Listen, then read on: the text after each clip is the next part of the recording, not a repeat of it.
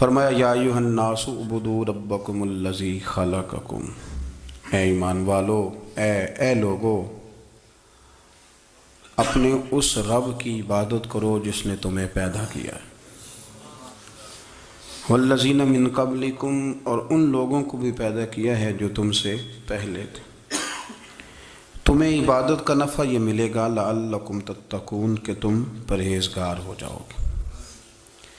عبادت اس لیے کرو کہ اللہ نے تمہیں پیدا کیا ہے، اور اس لیے کہ تم سے پہلے لوگوں کو بھی اللہ نے پیدا کیا ہے۔ اور پھر ارشاد فرمایا کہ الذی جعل لکم الارض فراشا، وہی رب ہے جس نے تمہارے لیے زمین کو فرش بنایا ہے، والسماء بناء، اور آسمان کو چھت بنایا، وانزل من السماء ماء فاخرج به من الثمرات رزقا لکم، زمین کو فرش بنایا، آسمان کو چھت بنایا، پھر آسمان سے پانی برسایا جس کے ذریعے پھل نکالے، اور وہ بھی کسی اور کے لیے نہیں، رزقا لکم، تمہارے رزق کے لیے، وہ بھی تمہارے رزق کے لیے۔ یہ ساری نعمتیں تمہیں دی ہیں، اب فلا تجعلوا للہ اندادا، اب تم اللہ کے ساتھ کسی کو شریک نہ بناؤ، وانتم تعلمون، اور تم جانتے بھی ہو، تمہیں خبر بھی، تمہیں پتہ ہے کہ عبادت اللہ کی کرنی چاہیے، تمہیں پتہ ہے کہ نماز پڑھنی چاہیے، تم جانتے ہو کہ نوافل ادا کرنی چاہیے، تمہیں پتہ ہے کہ سجدے آنکھیں بند کر کے جھوٹ کی زندگی جی کے، اپنے ساتھ بددیانتی کر کے، دھوکہ دے کے، اپنے آپ کو دائیں بائیں، اپنے آپ کو کہیں مصروف رکھ کے کچھ وقت ضائع تو کر لیتے ہو، پر تمہیں پتہ تو ہے نا کہ عبادت اللہ کی کرنی، تمہیں اس کی خبر ہے۔ فرمایا اس رب کی، دیکھیں نا، انسان پر اگر کوئی شخص نیکی کر دیتا ہے، احسان کر دیتا ہے، تو انسان اس کے سامنے پھر گردن نہیں اٹھا سکتا، یار یہ میرے مشکل وقت کا دوست ہے، اس نے میرے ساتھ نیکی کی ہے، کبھی بھی گردن نہیں اٹھائے گا، جھکا کے رکھے گا۔ تو اگر عام کوئی نیکی کر دے تو اس کے سامنے انسان کبھی گردن نہیں اٹھاتا، تو جو رب ساری نعمتیں عطا فرمائے، جو کہے کہ تیری تخلیق میں نے کی، تجھ سے پہلوں کو بھی پیدا میں نے کیا، تیرے لیے زمین کا بچھونا بھی میں نے بچھایا، آسمان کی چھت بھی میں نے لگائی، تیرے لیے زمین سے ساری اناج کو، پھل کو، کھیتیوں کو نکالا بھی تیرے لیے، اب تو اس طرح کر کہ تو میری عبادت کر، تو میری بارگاہ میں جھک جا۔ بہت سارے نشے لوگوں کو لگے ہوئے ہوتے ہیں، ہر آدمی کوئی نہ کوئی نشہ کرتا ہے، کوئی دولت کا کرتا ہے، کوئی شہرت کا کرتا ہے، کوئی اپنی تعریف کا نشہ کرتا ہے، دو چار لوگوں سے تعریف سن کے مطمئن ہو جاتا ہے۔ ناراض تو نہیں ہو گیا اس جملے سے؟ آپ کرتے ہیں لوگ دولت کا نشہ بھی، یہ جب نقصان ہوتا ہے تو بندے بیمار نہیں ہو جاتے، پیسے ڈوب جاتے ہیں تو لوگ بیمار نہیں ہو جاتے، تو اس کا مطلب یہ ہوتا ہے کہ نشہ ٹوٹ گیا ہے۔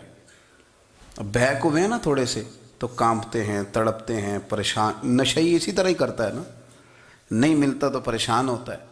یہ سارے نشے ہیں، مختلف قسم کا نشہ۔ اب مانتے نہیں اس بات کو، تسلیم نہیں کرتے، کیونکہ تسلیم کرنا بڑا مشکل کام ہے، اس کے لیے تو بڑی ساری چیزیں جو ہیں وہ دبوچ کے اور بڑی سارے رستے پھلانگ کے آنا پڑتا ہے، تو بڑا مشکل ہے ماننا، ورنہ کرتے ہیں ہم، ہمارا مزاج ہے۔ یہ گھومنے پھرنے کا، دنیا دیکھنے کا بھی ایک نشہ ہے، یہ بہت ساری باتیں کرنے کا بھی ایک نشہ ہے، گپ شپ کا بھی ایک نشہ ہے۔ دو چار لوگوں کی جب تک پگڑیاں نہ کھول لیں، بعض لوگوں کو نیند نہیں آتی، یہ غیبت کا، چغلی کا، بددیانتی کا، یہ بھی ایک نشہ ہے۔ اس پر ملا رومی رحمۃ اللہ نے بڑا کلام لکھا ہے، وہ کہتے ہیں مانگ کے کھانے کا بھی نشہ ہے، مانگ کے کھانے کا بھی نشہ ہے۔ وہ کہتے ہیں کہ ایک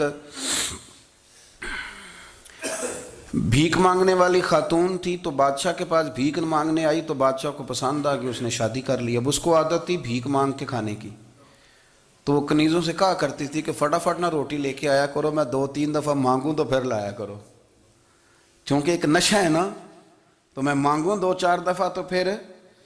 تو انسان بہت سارے نشے کرتا ہے، یہ مانتا نہیں، یہ موبائل، یہ فیس بک، یہ سارے نشے ہی ہیں، اپنی فوٹو لگا لینا، سارا دن اسی کو دیکھتے رہنا، اور بڑے بڑے سیانے بندے جو وزادار ہیں، بڑے وزادار لوگ ہیں، لیکن وہ بھی سنجیدگی کے قائل نہیں، اس طرح کے نشوں کا شکار ہیں۔ یہ سارے نشے ہیں جو ہم نے پال لیے ہیں۔ ہمارے صوفیاء، ہمارے بزرگ فرماتے ہیں کہ تم اس طرح کرو، اگر سارے نشوں سے بچنا چاہتے ہو تو سجدے کا نشہ شروع کرو، سجدے کا نشہ شروع کرو۔ یہ نا اقبال کہتے ہیں، ہو عطار ہو، رومی ہو، رازی، آپ بات کو سمجھیں، عطار ہو، رومی ہو، رازی ہو، غزالی ہو، کچھ ہاتھ نہیں آتا بے آہ سحرگاہی۔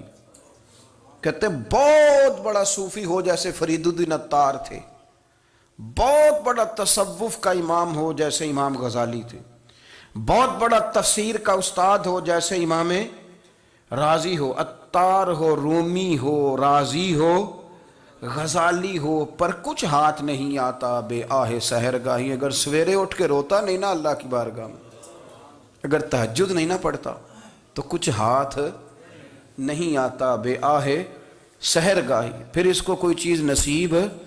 میری بات کی سمجھ آ رہی ہے آپ حضرات؟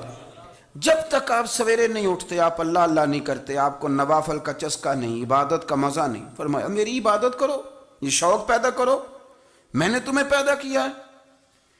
ہم لوگوں کے نشے مختلف نشے، بڑا عجیب رنگ ہے۔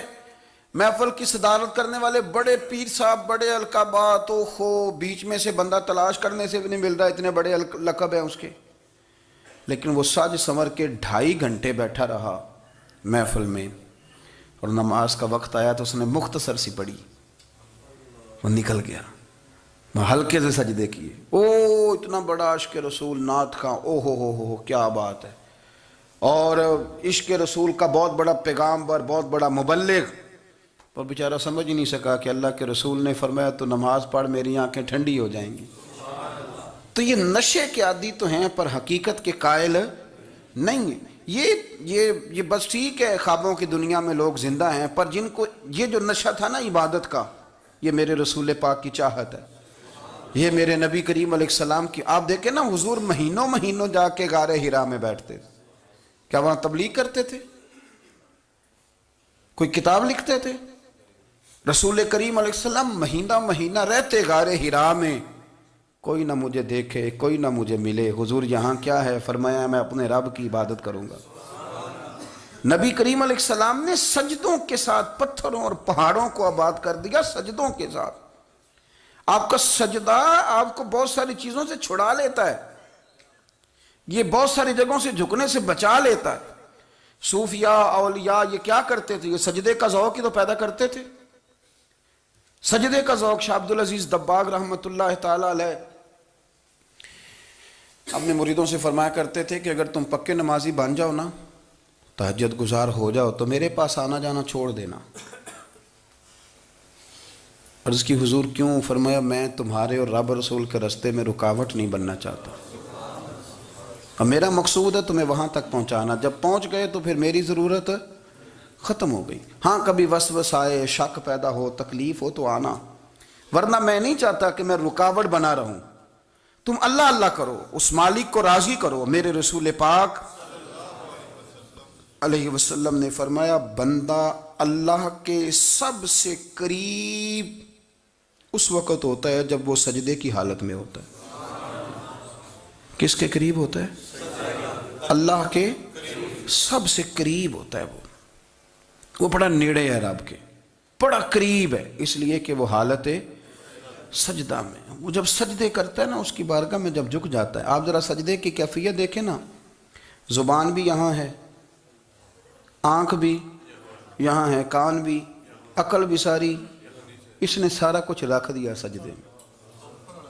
آپ وہ کبھی پیچھے جائیں تو دیہاتوں میں کہا جاتا تھا ناک سے نکیریں نکالو، بہت بڑی سزا ہوتی تھی نا، ناک سے نکیریں نکالو، بڑی سزا ہوتی تھی۔ تو اس نے کہا مالک مجھے کسی نے کہا نہیں، پر دیکھنا میں نے رکھ دی ساری عقل سجدے میں، اور رکھ کے کہا کیا؟ سبحان ربی یا اللہ، اللہ میں پست ہوں تو اعلیٰ ہے، اللہ تو میرا رب ہے اور تو سب سے اعلیٰ۔ اتنا، اور فرمایا جب یہ اس کیفیت میں ہوتا ہے تو پھر یہ اپنے رب کے قریب ہوتا ہے۔ کثرت عبادت، نوافل